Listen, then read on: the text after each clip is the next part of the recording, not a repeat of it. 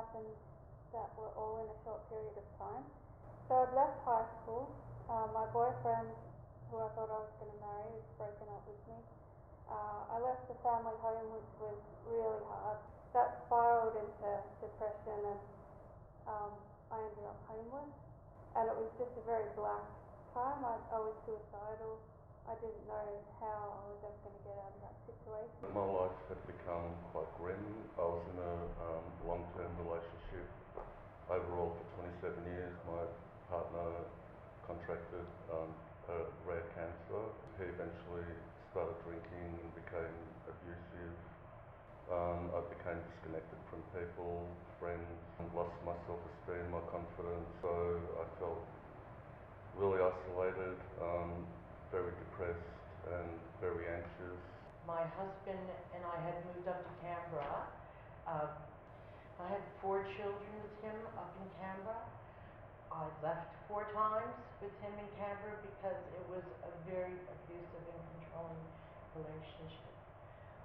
I started drinking with trying to cope with the abuse and low self-esteem, and which eventually landed me leaving Canberra and my 4 children.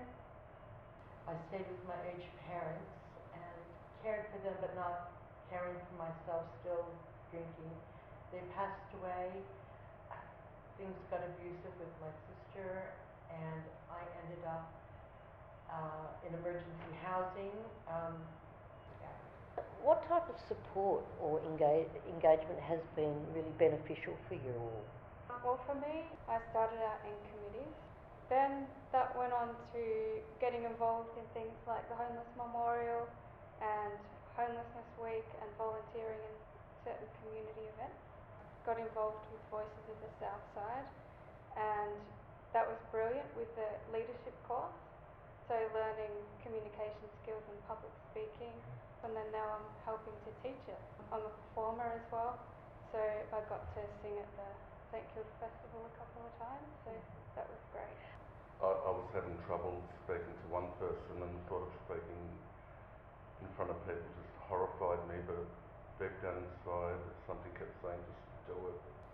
So I enrolled in as many short writing courses that I could, and somehow got healthier and healthier. I started volunteering for South Community Health, the Homeless Memorial. I was in the committee, and then I became the photographer for the actual night. I volunteer at an older person's high rise in Albert Park. It was very scary, but I gained confidence. I could speak in front of people. Where my oldest daughter came down from Canberra to listen to me, and she heard my story, and she was inspired by me. I've joined rag theater, which is really fun. I've met friends, been able to express myself. I did stand-up comedy through Roar House. That's amazing. Everyone sort of ends up knowing each other, and you've got this huge room of people who have struggled to leave the house at all before, who have been so depressed and isolated, and now they're all connected. Since joining Voices of the Southside, it's grown and grown and grown. I've grown with it, and there's so many opportunities. I'm just excited. I've had the privilege of watching you all grow and the personal journey that you've all been on, and it's been amazing from when I first met you, Bill, and you could hardly speak, and we looked at you and you nearly went under the table, to standing tall and being a leader in the community.